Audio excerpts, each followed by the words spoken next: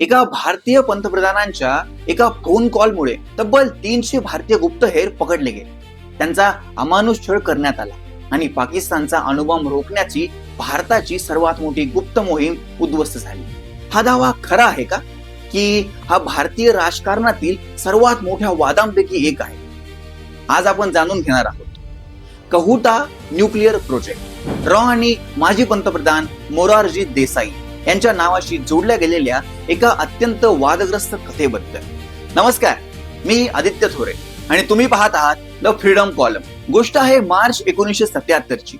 भारतीय राजकारणातील एक ऐतिहासिक वळण. आणीबाणीनंतर इंदिरा गांधी यांनी लोकसभा निवडणुका जाहीर केल्या आणि या निवडणुकीत केवळ काँग्रेसचाच पराभव झाला नाही, तर इंदिरा गांधी स्वतः देखील आपली लोकसभा जागा गमावून बसल्या.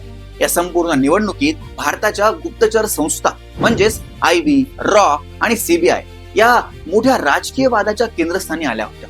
विरोधी पक्षांचा आरोप होता की या संस्था देशासाठी नव्हे तर इंदिरा गांधींच्या राजकीय हितासाठी वापरल्या जात आहेत. अनेक विरोधी नेते तर या संस्थांना इंदिरा गांधींचे प्रोटेक्शन गार्ड असे संबोधित होते. निवडणुकीनंतर जनता पक्षाचे सरकार सत्तेत आले आणि मोरारजी देसाई भारताचे पंतप्रधान बनले. रॉचे माजी प्रमुख शंकरन नायर आपल्या इनसाइट IB अँड रॉ या आत्मचरित्रात लिहितात की जनता पक्षातील अनेक वरिष्ठ नेत्यांप्रमाणेच मोरारजी देसाई यांच्याही मनात रॉ बद्दल संशय होता. त्यांना वाटत होते की आणीबाणीच्या काळात इंदिरा गांधी यांनी विरोधकांवर लक्ष ठेवण्यासाठी आणि त्यांना त्रास देण्यासाठी रॉचा वापर केला होता. याच कारणामुळे पंतप्रधान बनल्यानंतर त्यांनी रॉचे संस्थापक रामेश्वरनाथ काव यांना पदावरून हटवण्याचा निर्णय घेतला. इतकंच नाही तर रॉच्या बजेटमध्ये तब्बल 50% कपात करण्यात आली.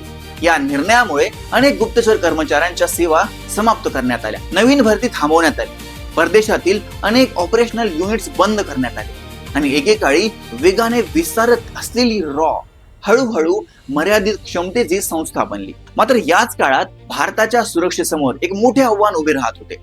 पाकिस्तान गुप्तपणे अणुबॉम्ब बनवण्याच्या दिशेने वाटचाल करत होता. पाकिस्तानच्या पंजाब प्रांतातील कहूटा येथे अत्यंत गोपनीय अणुप्रकल्प सुरू होता. भारतासाठी हा प्रकल्प अत्यंत चिंतेचा विषय होता आणि त्यामुळे रॉने या प्रकल्पात घुसखोरी करण्यासाठी एक मोठी गुप्त मोहीम सुरू केली.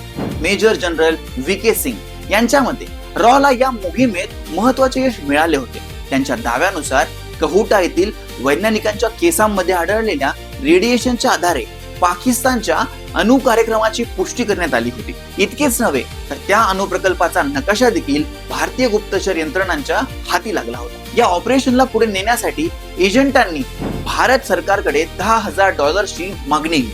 मात्र असा दावा केला जातो की पंतप्रधान मोरारजी देसाई यांनी ही मागणी नाकारली. पण खरी वादग्रस्त कथा इथून पुढे सुरू होती.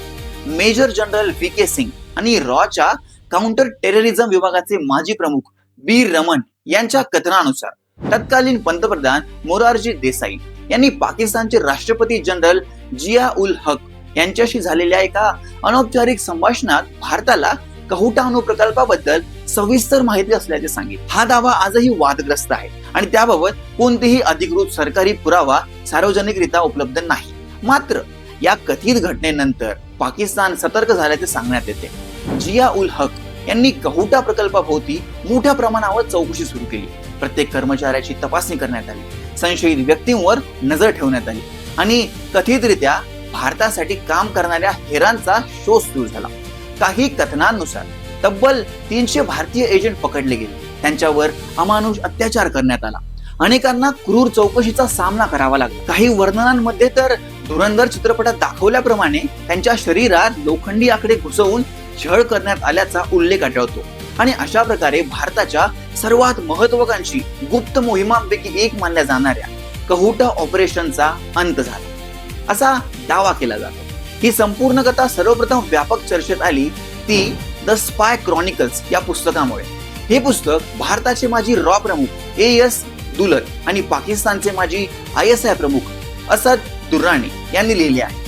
दरम्यान पुढे 1990 मध्ये मोरारजी देसाई यांना पाकिस्तानच्या सर्वोच्च नागरी सन्मान निशान पाकिस्तान प्रदान करण्यात आला. भारत आणि पाकिस्तान यांच्यात शांततापूर्वक संबंध प्रस्थापित करण्याच्या प्रयत्नासाठी त्यांना हा सन्मान देण्यात आल्याचे पाकिस्तानने म्हटले. मात्र भारतात या निर्णयावर अनेक प्रश्न उपस्थित करण्यात आले. काही समीक्षकांनी तर या संपूर्ण प्रकरणाला कथित देशद्रोहाशी जोडण्याचाही प्रयत्न केला. दुसरीकडे मोरारजी देसाई यांचे समर्थक असा युक्तिवाद करतात की त्यांनी भारत पाकिस्तान संबंध सुधारण्यासाठी प्रयत्न केले आणि त्यांना देशद्रोही म्हणणे योग्य नाही. म्हणूनच हा विषय आजही वादग्रस्त आहे.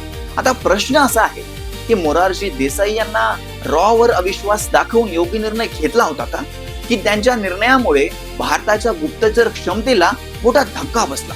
कहोटा ऑपरेशन खरोखरच त्यांच्या एका संभाषणामुळे उद्ध्वस्त झाले होते का, की ही फक्त गुप्तचर विश्वातील एक अपूर्ण आणि वादग्रस्त कथा आहे?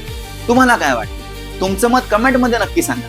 आणि व्हिडिओ आवडला असेल तर लाईक करा, शेअर करा आणि अशाच राजकीय, ऐतिहासिक आणि गुप्तचर विश्वातील रोचक कथा पाहण्यासाठी द फ्रीडम कॉलमला सबस्क्राईब करायला विसरू नका. धन्यवाद.